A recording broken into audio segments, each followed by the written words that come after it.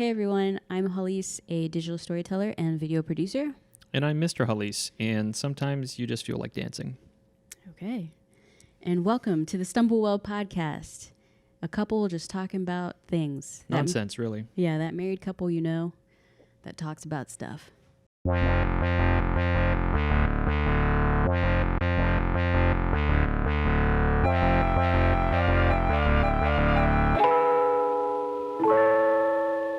And in today's episode, we talk about how I'm a sinful... Don't take it there. Why do you have to slug? be that way? Sinful slug? No? No. So this episode is kind of a piggyback episode off of How Married Are You's podcast. Which is a great podcast it by really Glenn and Yvette. is. Yes. I forgot their last name. Henry. Glenn and Yvette Henry. Yeah. I will link to the podcast episode we're referencing in the show notes so you can go check it out. I also think their YouTube version of their podcast just hit 10,000. Congrats. Yay. Congratulations to y'all. Yeah. So they did a podcast episode entitled What I Wish My Virgin Bride Would Have Known. And it was really interesting because they covered a lot of different, I think, subtopics within that realm of just like virginal stuff, especially their podcast comes at most things from a very Christian point of view. So if that's the life you're living, definitely go check them out because I think they give a very realistic representation of what it means to be in a heterosexual, monogamous, Christian themed and centered marriage. But a lot of their conversations are just very thorough. That too. I think they cover the topic pretty well. Yeah, for sure. And so that got me thinking like, oh man, do you, because there's a point in their podcast where Belief actually apologizes to his wife for not being a virgin when they got together. They've been together about the same amount of time we have, actually, like to almost 10 years, if not 10 years officially, almost.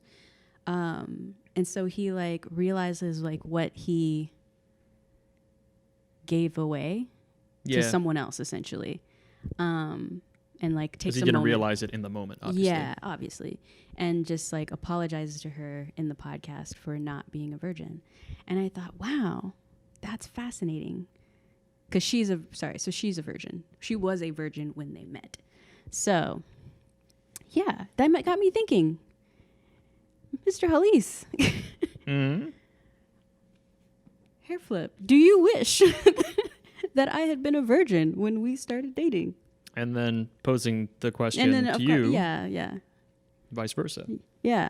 Who wants to go first? Oh, man. I don't know. I feel like we should flip a coin or something. I mean, I'll go first. You'll go first? It's an easy answer. Okay. No. Or rather, sorry, it didn't matter.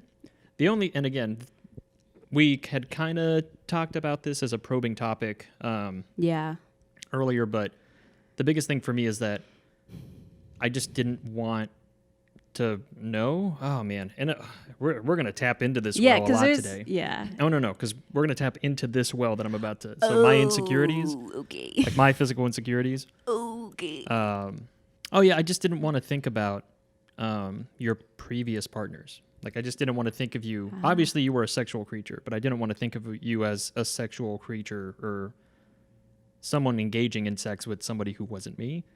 Because I was like, oh, is she going to leave me for someone else, the person standing on the street or whatever? It's just a matter of time before she leaves. You always go country every time. So it's just the easiest thing to go into. But right. But that was me talking. So why am I country? Yeah. Oh, man. But yeah, so that's my insecurity stemmed from that. And so we ended up talking about it in the relationship. Yeah. About previous partners and stuff. But yeah, it just made me uncomfortable because I just thought that it was the beginning of I don't know. It's just the beginning of the end. She's going to leave me for something else. That's so fascinating to me. But it didn't really matter. And also because I guess as you alluded to with the Henrys, I was raised Christian, raised Catholic. Yeah. Went to a Catholic university. But I'm not, strongly pro-organized church. Just look at the news. Google, maybe not, Catholic crises in the news or whatever, and you will clearly see. So I didn't have that hard push for, like virginal stuff or whatever. Yeah. That's interesting. That's I mean, interesting. there's not really it's not really an ideal in my, and again, this is 10 years of experience that is influencing this opinion, but there's nothing that I benefit from. Aside from, okay. it's like, oh, well, she's pure. She could wear white at the wedding or something, or like she's been untouched by other men or something. Maybe that's the true ideal. Mm-hmm. I think that is the ideal, yes. Well, I mean, it's I think with the Henrys, they have like that Christian foundation, and so they're just trying to remain on that path. And with that contract or agreement with God. Yeah. And I guess to their future partner. But I think from a mostly carnal and or that's not material, but humanistic perspective, it's just, I want her. I don't want her to be sullied, because then, and it just doesn't matter because it's not realistic in this day and age. Is it even not realistic in this day and age, or just is it not realistic, period? Like, is there a day and age where it was realistic? You know what I mean? Like, truly? I don't think there ever was a day and age where it was actually realistic. You know what I'm saying? I think yes, but because there was a complete lack of men. And it was just like, we're a family, and she grew up to 18 without, men in the house, except for her father. I mean, aside from that, oh God. But I mean, aside from that, it's just like, and then what? Oh, and then there was this man that came over and offered him a whole crap ton of goats, and then off they went. Yeah. That is the only time that I can envision it happening. Okay. Sure. So do you wish that I was a virgin, I guess, when we got married? Because clearly I was not. If we haven't heavily alluded to it, I was not. I don't know. I actually, and that's why I was like, oh man, this is going to be an interesting topic, because I don't know at all. I'm on the fence. I can see how you being a virgin when we met could have been. Could it have been? I actually don't know if it would have been very positive, actually. I mean, I guess there would be I suppose there would be like an innocence just to both of us that would be, I don't know. I'm like really belittling virginity at this point, but there's like an innocence that would be like, I guess, adorable or like beautiful in its own way. But at the same time, I think I did and do appreciate that you had a certain level of knowledge coming into the relationship. But a lot of like, the other thing about it is, though, I never felt, even though you've had more partners than I have, I never felt like,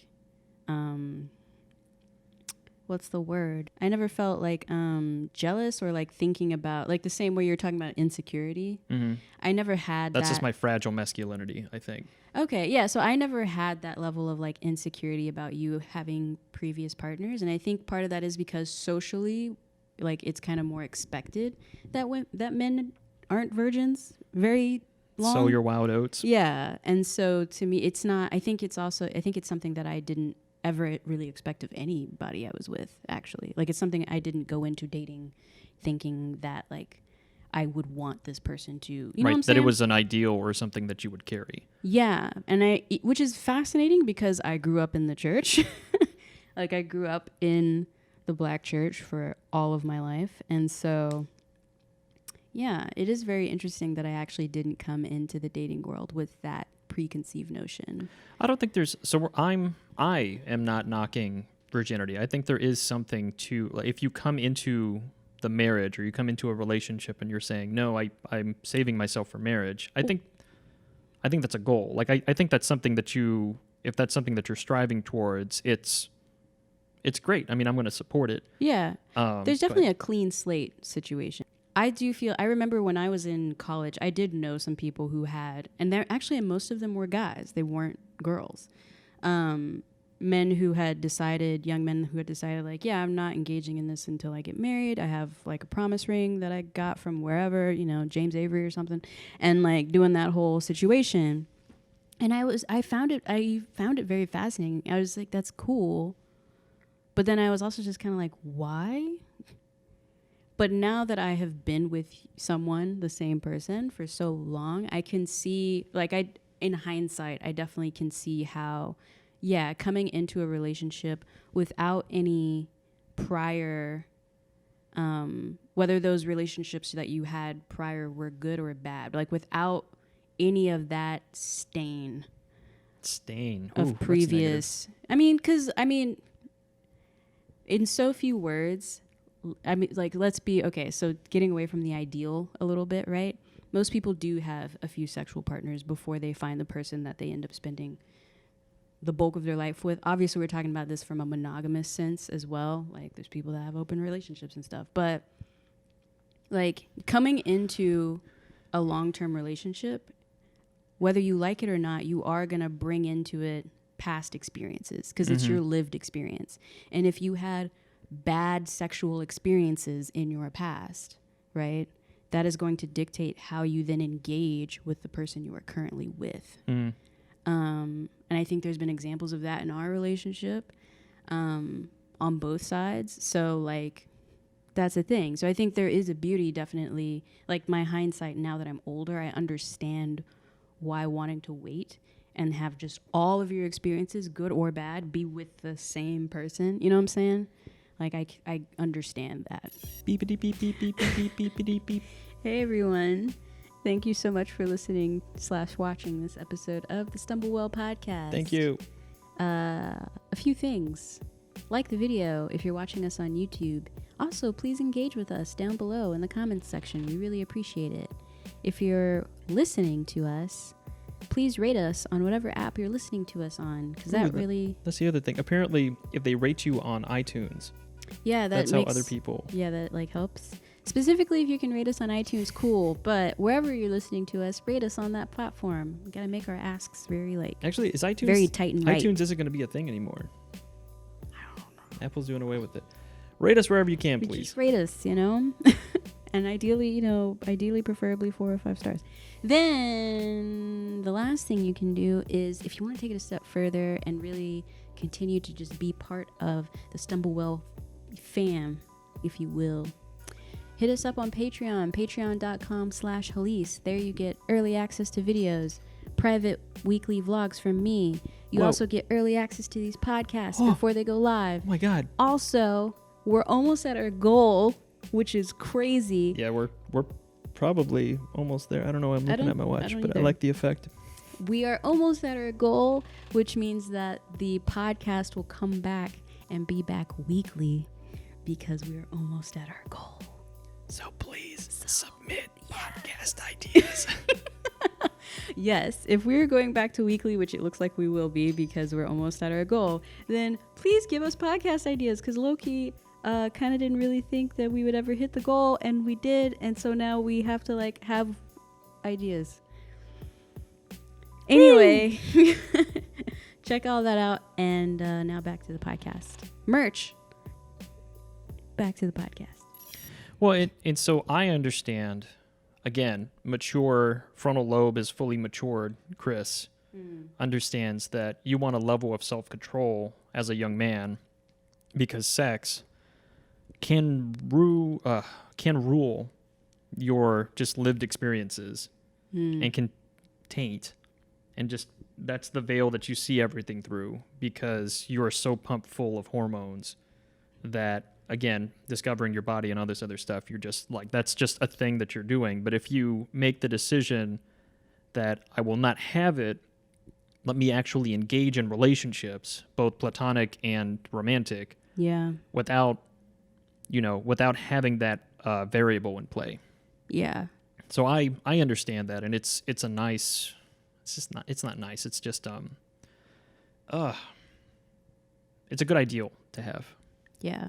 On top of that, specifically to me, I feel like I would not be able to apologize for not being a virgin, because the way that I've lived for most of my life, it's messing things up and going through that experience and then realizing it was good or bad. And it takes me doing that to understand that, or to get to the next step.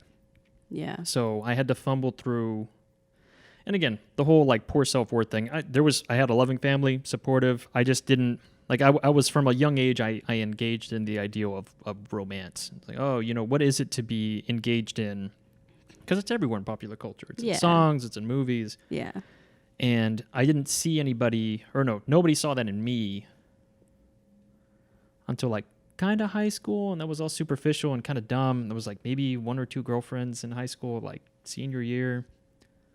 And it's like, oh, just no one sees that value in me. And then in college, it took the bad, and even like engaging in sex with somebody who, and that's something that took me a while. If you don't have strong feelings or feelings like that you were in love with somebody, then the act felt hollow and kind of gross. Yeah. But I needed to stumble through that and give away the virginity in order to come to that realization. Yeah, I think for me it was like a very similar thing. Granted, I didn't have any like horrible experiences. I feel like a lot of women have a lot of horrible experiences. I think part of why I've always kind of had a good level of self-worth. I think if anything, getting married actually was what humbled me. Could you clarify for some people? It's not me berating you, but... No, not you berating me or anything like that, but just like... And so I think they touched on this in their podcast as well, but similar to what you talked about, how like there's this understanding that you can kind of let lust and infatuation kind of rule everything, especially with the hormones raging and all that kind of stuff. Like, not to just put it just on hormones, but like that is a strong situation, chemically there's a lot going on from ages like 13 to 22. Like there's a lot going on. So I feel like for me, and then again, I had so much of a socially conceived notion of like, well, as long as I just present myself in a way, I'm going to be found attractive to whoever, right? And so for me, like, here's a really good example. For me, you were the first man I ever met who was just like, so I'm just not in the mood. And I could not comprehend that. It took me a long time, actually, in our relationship to comprehend that, like, men don't always want to do it. You know what I'm saying? Like, that's a very rude, like, not rude, it is rude. That's a rude awakening, I guess. And it's just rude. Like, it's such a huge assumption that I have based on, again, society and all that kind of stuff. Like, oh, men always think with their second head and blah, blah, blah, all this kind of thing. And it's like, no, they're people too. They have emotions and feelings and want to have an emotional feeling and tie a response to this act. Like, it's not just this thing that you're just going through. And so that's what I mean. Like, for me, getting married was actually quite humbling because it's like, oh, I have been thinking about not even just you, but just people, a large swath of the population a certain way. And that was wrong, So it was humbling in that way for me, for sure. And then from that awakening, like, that is where I began to have insecurities. Because again, I didn't actually compute that, like really truly understood that. And so put a lot of that into like my overall self-worth of like, wow, he doesn't want to be with me right now. What does that even mean? Am I getting fat? Am I like, and all these other problems, all these other traumas like come up that are not actually what's happening at all, right? Like, he's just tired. That's literally, he worked 12 hours. He's just tired. It's a long day. That's it, But for me, it's just like, but he's supposed to want to, and there you go.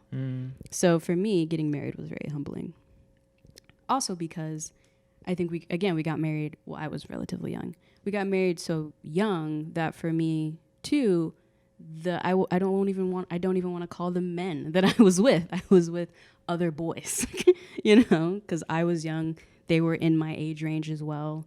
So we were all just young, hormone pumped, and, whatever. And of course, when you're like that, you do things that are dumb, like just so dumb, like you just are after the thing and you're just making decisions that you don't even realize how it's going to hurt the person that you're with. I can see how, if I had come into the relationship, I kind of feel the way you do that, like, on one hand, because I was raised Christian and all of that stuff, I'm not going to say that being raised Christian is bad, because it's not. I think I have learned a lot about what it means to love, what it means to give, community. I've gained so much from that. Mm-hmm. But at the same time, Christianity be real hard on women, be real hard on women. So I think I'm grateful that I did have the experiences I had coming into the relationship, because it's because I had them that I knew what we had was real. I feel like if I had come into our relationship a virgin and had, because, like, full disclosure, I feel like we had a very strong physical chemistry very quickly. And a lot of that was because we had been friends, or at least from my perspective. So, like, I mean, even though I was pursuing you romantically, the friendship still developed. Yeah. The bond was there. Yeah. And so because you felt so safe, because you felt like someone I could really talk to, and like all of that kind of stuff, when we finally were physical, yes, it was before we were married, it was very strong and it felt very right and good. And I immediately knew that this was a right and good thing. Like, I never felt terrible after engaging in it with you. You know what I mean? Like that emptiness that you're talking about. I definitely felt that with the previous people. Yeah, and I did not feel it with you. Yeah. And so, but I know that if I hadn't had those experiences, I think if I had come into our relationship a virgin and still had that strong tie that we had, I would take it for granted. Because I would just assume that that's what it is for everybody. And that's not what it is, So I'm grateful I had the experiences I had, so I could truly appreciate you more. And even now, I still feel like, because my experiences were so limited before you, that I feel like that is part of why we had to go through the phases that we went through, of me having to unlearn things and like all of that kind of stuff too. Sex is complicated. Also, I was not good at sex. I mean, when you first engage in it, it's like, it's like, oh, good job. I mean, and I'm not trying to say that, sexual prowess is something that it's not it's not a pinnacle that everybody needs or anything. Right. It's not something that you need on your belt in order to move on as a man or anything. But I mean, there's something about being able to explore and engage in sex properly. And by properly, I mean not in terms purely of, pornographic moves or anything like that. Right, sure. Or even selfishly, because you can just engage in sex only for your end, as you alluded to. But right. Truly wanting to be in the moment, to be with the partner. Yeah. And for both of you to fully enjoy it. Right. In all of its splendor. All of its glorious splendor. But I guess if you stumbled through it together as two, virgins, then two virgins would be stumbling. It's just elbows and knees. How do you even do that? I mean, it's just, and I'm sorry, I'm not making fun of them, but it's going to be awkward, because the first couple encounters, it's just awkward. Yeah, for sure. I guess I'm just thinking about, again, because I'm a man, so I'm just going to explore that. But if you're a man expecting your wife to be virginal, then your butt better be virginal too. Yeah. I don't think that's not an easy expectation to ask of somebody in this instant gratification society, where you will cross shop I don't know how many different cars before you get the one vehicle among many vehicles that you will have in your lifetime, let alone sexual partners and or person who you're going to end up with. Right. Yeah. Yeah. This is like, how many things have you returned? And then like, oh, she has to be whatever. Yeah. Oh, okay. But you what? You can have your thing like half black and half black and dead, like necrotic and falling off. It's like, but she needs to be pure. Okay. I mean, it is a double standard for sure. I feel like, at least when I was growing up, they had the whole like promise balls and stuff like that, whereas like you as the daughter are like. Sorry, I had to. I had a weird thought when you said that. I was like, what? Oh, like a gala type of thing. Yeah. I got it. I can't remember. Yeah, I promise. thought it was something that you held in your hand. They Oh. were like 20-pound weights. It's like, this is the burden of your virginity. Yeah. You have to keep it up. Yeah, I feel like, they had those, whereas like you There's as, money to be made in those. Sorry, go ahead. you as the daughter are promising to your father. Right. Oh, Yeah. Because he owns the virginity. That's. Oh, I don't like any part of that. Yeah. So like those are a thing. He guards it. I still don't like that. That's a thing. And then there's the whole I don't like any part of that. because I'm from the South, like Texas, so we have like debutantes are a thing, and then your culture has quinceañeras. Like there's a lot of different stuff. There's a lot more, I feel, at least within our cultures respectively, there's a lot more emphasis on girls and women around sexuality and exploration of said sexuality than I think on men. Maybe I'm wrong. Correct me. Or like your experience or how you know what I'm saying? No, there was the whole machismo thing. I mean, me as a man, it's like, oh, there's no mention of you being a virgin to marriage. It's just whatever. You just go.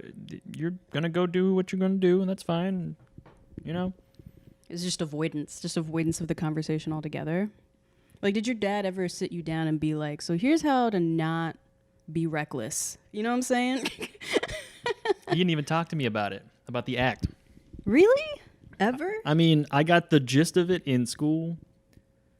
But he never actually talked to you? Or your mom, nobody talked to you? About how to develop healthy relationships with people? No, not even that. But just like the act of, here is how you came into existence. You know what I'm saying? No. Wow. Okay. Word. Well, and that was a thing that Glenn and Yvette touched on, about how they wish that the church explored that. But historically, that's not the church's, like the church is not comfortable with that. Well, and honestly, that's more of a bigger issue around just like, again, people in general, like sex is awkward. Mm-hmm. Understanding, exploring your body is awkward as well. Like, just because you go into a faith doesn't mean you don't, again, bring that baggage into your faith with you, So, yeah, of course. I mean, even when I was learning about, when I grew up, it was, because Yvette mentioned this in the podcast, like she didn't know what a condom was until she was in 6th grade or like middle school or something. And Believe was like, that's pretty accurate though. Like, I know for me, growing up in public school, they made us watch a video from the 80s or some foolishness. A little bit younger than Yvette. It was like 4th grade. Like all the 4th graders. Because by then I guess it was 5th grade for me. Yeah, by then a couple of girls have already started having periods anyway, so it's kind of like, yeah, let's go ahead and just like educate everybody. But I remember like, because my mom was a nurse, I had already learned about a lot of the stuff already. So I remember feeling really weird that everyone else was so weird about it. I was like, why are y'all being weird about it? Like the adults, like the teachers. I was like, why are you being weird about it? It happens to you every month. Like, why are you, you know what I mean? Like, why are you uncomfortable? This happens to you every month. And I didn't understand that, like, shame, so much shame. Oh my God. So much shame. I guess the biggest problem that I have with the reason why people kind of, well, I mean, they're going to stumble into it. Or people, I mean kids, teenagers? Anybody, really. Sure. I mean, people engage in premarital relations because they just don't know, because they're not educated on like proper, not sexual intercourse, but it's like how to engage in proper sexual relationships, emotional relationships, just relationships in general. Yeah. Because it's, so the biggest thing was they said, this is how it works, but, what are the consequences? STD and babies, don't do it. And it's like, no. So, I mean, this is actually part of a relationship. It can be premarital or postmarital. This thing that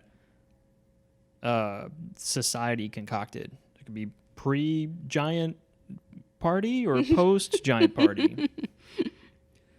But anytime you engage in it, there are going to be consequences. Like, there's always consequences. There's consequences in literally everything that you do. Yeah. So, yeah, there could be, if you are reckless about it, you can have kids or babies. But at the same time, it's not just something that you should, haphazardly engage in. I mean, I don't feel like it is. Right. Because there's a lot of emotional trauma if you engage in it, and then both parties are not on the same emotional level or in the same level of commitment or any other number of things. You're going to start damaging people emotionally. Yeah. Just because you just wanted to do it. Right. Yeah. Yeah. I know. And I guess the other thing, it's weird. I feel like there's like ways that you can talk, like me on my high horse as someone with no children. So, but I feel like there are very like appropriate PC stage ways to talk to your kids at whatever age they're at.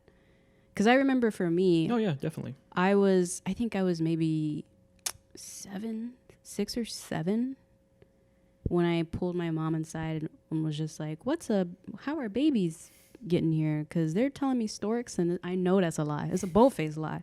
So how is this actually happening?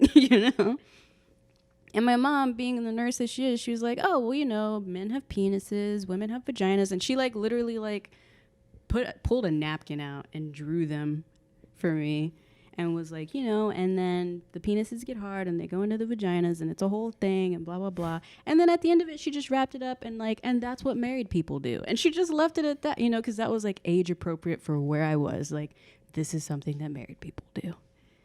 Any other questions? And like, obviously, I feel like it's a lot better maybe as people are younger to just start off with just very black and white and then slowly introduce the gray as they upgrade to the next brain function.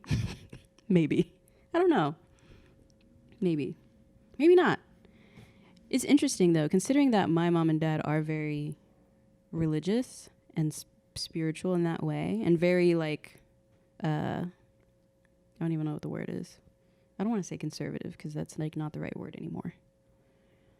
You know what I'm saying? Traditional. Here we go. Well, it's socially they're socially traditional. Yeah. Like my mom and dad are pretty traditional. But they never actually point blank like tried to get me to promise to be celibate or something like that. I could tell they preferred it. Right, the expectation was, but they would like me to not engage in anything. But I think for them it was like, I know what I've done, so what am I fitting to do? Telling you to do whatever. You know what I'm saying? I guess there's just there's a big vacuum for sexual and relationship education. There's so many things that just aren't said or that people assume. Well, it's just such a taboo to talk about. And it's like, but it's why? just, yeah. They're going to engage in it. If you don't educate them and empower them with information, they're going to do it wrong. Well, no, they're not going to engage in sex incorrectly, but they're going to engage in sex haphazardly. In a very uncontrolled, in a very not safe way. Because it's everywhere. The thing that comes out of that thing right there, it like, oh my God, this, like, not to get too graphic into it, but one of the sexual education courses, talks that I got in middle school was like, oh yeah, there's something that comes out of the vagina and pulls a sperm into it. And she can get pregnant, any other number of ways. It goes off to the side and it'll still find its way in. And it's like, look, sure, there's there are probabilities. There are scenarios where that can happen, I guess. But it's not like a spectral hand that comes out and grabs it because the woman needs to make a baby. But it's just like, look, so the thing that comes out of that, like there's two things that can come out of that. It's either STDs because you've been messing around too much, or babies, both of which are terrible responsibilities on you and the partner. At your age. Right. Yeah. And then on top of that, it's like, look, so it's like, do you really fully understand that? What you're engaging Yeah, in? because it's something that adults do, but it's something that adults do because they can do so with abandon if they choose, or they can do so with commitment if they choose. But they can choose between the two. I mean, not every adult can. Right. But ideally, you can do that. Whereas you can get very haphazard about it as a young person and say, oh, well, condoms, I know of condoms, but, you know, we don't need one for reasons. I think I am happy that it's kind of like, this is actually one of those things that you hate doing, which is like, why are you trying to make me think of a scenario that I can't actually bring into fruition? Right. And so, but even now, I still think, I actually do think it is very good that I wasn't a virgin. Because, again, I keep coming back to that thing of I would have, 1, taken you for granted, and 2, I forgot my second point. Yeah, I would have taken you for granted a lot, which I feel like I already do anyway. But okay. would have taken you for granted. And then 2, I think the experiences I had were very like validating and understanding, and were the beginnings of me unlearning a lot of stuff and having like a certain level of humility that I did not have. I just feel like sex is, not to continue with like a phallic sort of imagery, but it's like learning to sword fight with a sword instead of with a training device of some sort. Yeah. Because all of a sudden you don't give, but the person has, all of a sudden the person has a live, real sword. And okay, figure it out. Oh, but what if I get cut? Oh, yeah. Like you want to learn to sword fight or not? Yeah, you're definitely gonna get cut. You're definitely gonna get burned or just. Yeah, I mean, as opposed to it's like, look, this is a thing. Respect it. It's just like the whole tool thing. It's like, oh, the hammer damaged my toe. It's don't blame the tool, blame the user. Yeah. And so sex is a thing that can be utilized by people, but they should be educated on it. Yeah. And then they can use it full-heartedly, haphazardly, like an idiot if they wanted to. But they know what goes into it. Yeah. And I know there are people, I remember I realized pretty early on as well that like I couldn't actually, because you touched on this earlier, I couldn't be someone who could be with a lot of different people. I realized that very, very quickly. And I think, because for me it was a very emotional thing, whether I think at the time I thought it couldn't be. Like, oh, I can just have fun or whatever. And then I quickly just learned that about myself. It was just like, no, you want for it to not matter, but for you it matters, and you need to adjust your life accordingly. 'Cause even with you, I mean, do you even remember when we were first dating? Like, we were definitely really feeling each other in the beginning. I remember we like stopped. Like we were starting to get very close, and I was like, I don't think I feel comfortable. And you were like, okay. And you just like immediately stopped. And it was like, you already said the magic words that make me stop. So there you go. Well, and so that's the experience that went into it. It's not pressuring to get to the end goal. Yeah. It's like, oh, okay, no, we're, again, the mature thing that I had reached, mature at 20 whatever. Yeah. It was mature though. That for me, for where I was in my life, it was very mature. You know what I'm saying? Yeah. So, but it wasn't about the goal. It was about the goal of being intimate with somebody else who wanted to be with me. And maybe that was just a consequence of my insecurities, but I mean, yeah. One thing I will say, this may or may not end up in the podcast, but one thing I will say that was difficult for me in the beginning as well was that coming back to like, oh, you can just not want to do it and that's okay. I didn't realize how much I had subconsciously internalized that I could not want to do it too. Like that realization didn't hit for me until like we had been married for maybe 5 or 6 years.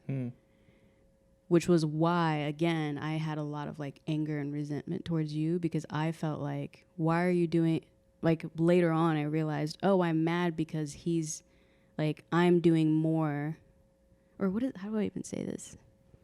I'm expecting you to do something for me that I've been doing for you. And I didn't realize that I actually didn't have to do that. You know what I mean? So that was another thing that was like really hard to work through, because on a subconscious level, kind of like what Yvette was talking about, of like, yeah, you know, you just kind of taught that you're supposed to want to do it, blah, blah, blah. Or it was for the man. Yeah. The act is for the man. Yeah, I would not say that I have that level of like stuff that she's going through, where it's like I have to do She was going through that. She was going through years ago. I wouldn't say that I had that level, but I definitely had a subconscious thing of like what a wife is supposed to be. And part of that is like, and granted, obviously it was always good, so it's like whatever. But at the same time, there were times where it's just like, oh yeah, I'm kind of tired. You get married and you don't, well, you do change, you grow, but like you still have to work through your stuff, you know? Yeah, I mean, I guess I also don't like, because every time you say virgin, you assume it's the woman, right? True. It's not necessarily a guy unless, I mean, in my mind, it's like, oh, you know, someone young. And there's all these expectations, societal expectations about, historically, it's always been the woman. You know, the onus is on the woman. Yeah. To protect her virginity, to, you know, in order to even have kids, you need a woman involved. And so, like, she has the eggs and all this other stuff. So it's always been, the gatekeeper has always been the woman. And so there's just been so much expectation, so much pressure for them to remain virginal. And it's just like, yeah, that's stupid. Yeah. I mean, you should just, I mean, I'm all for and I'm not a well-educated feminist by any means, but I mean, women should be able to engage in the same level of behavior, or in the same types of behavior that men can. Well, sure. Without the stigma of, oh, well, you're not remaining virginal though. And it's like, so? Yeah. I mean, neither is he, so. Or just like, that is one ideal out of many that one can have. Mm-hmm. And if you wanted to remain chaste, then go for it. Yeah. But I don't feel like you can't say, well, you need to remain chaste because it's the proper thing to do, or it's this or that. It's like, no, she can make her own decision. Hopefully it's informed. But that's the big thing, I think. Yeah. And that's the big thing for me too. Just like sex in general. It's like, please just inform people, for God's sake. Be informed. Pregnancy can happen. STDs can happen. Like, all these things can happen. Awkwardness can happen. Like, that's also a byproduct of sex. Awkwardness. Yeah. Yeah. And just like emotional, mental maturity of, engaging in the act, for sure. Yeah. And so if you are not mature enough to either prevent pregnancy or protect or prevent STDs or anything like that, then it's like, yeah, you should not be having sex. Right. Because you're going to be stupid about it. Yeah. Because that's the only thing that you can just engage in and have a ton of responsibility and be completely unqualified. Well, yeah, to be completely unqualified and then completely unprepared for. Yeah, true. It's like, oh, we have a kid and I'm 16. I'm like, uh-huh. Yeah. Yeah. But I feel like we're talking about sex from a very negative point of view. I feel like on the flip side of that, sex can be a very rewarding thing. Sorry, I'm just thinking about it from premarital, like young premarital sex. It's like, just educate and then. Well, I'm trying to talk about it more for like. In relationships and more mature settings. Sure. Sex can be a very beautiful thing, though. Oh no, yeah, yes. You'll be great. It is an important table leg. That's a good way to put that. Yeah. For the relationship. Yeah. Because it's spiritual, emotional, and physical. Yeah. So it's an important part of physical. Oh crap! I can't think of the word. Intimacy. true. Very, very true. I guess that's our major takeaway. Sex is a very beautiful thing. I'm okay with the fact that you weren't a virgin when we got together. Same. But are you someone who thinks you would not be okay with it? Let us know in the comments below. Please be respectful, obviously. If your comment, I'm going to go ahead and say this now. If your comment gets flagged, sorry. It's just because YouTube's trying to make sure that people aren't saying crazy things. And so I will make sure to approve your comment as quickly as possible. Because I feel like with this kind of topic, there's going to be people talking about body parts and stuff, and YouTube's going to be like, what is happening over here? You know, start flagging things for no reason. So yeah, if your comment gets flagged, give me a minute. I'll get it going. But yeah, thank you so much for listening / watching the Stumblewell podcast. Woo. We appreciate you. These are very intimate topics. Yeah. And it's a little hard to talk about, but we're glad you're here with us. You did it. You did it. I'm proud of him for engaging in this Intercourse. topic. Yeah, he's clutching his pearls through most of this podcast. Anyway, we'll see you next time, guys. Bye. Bye.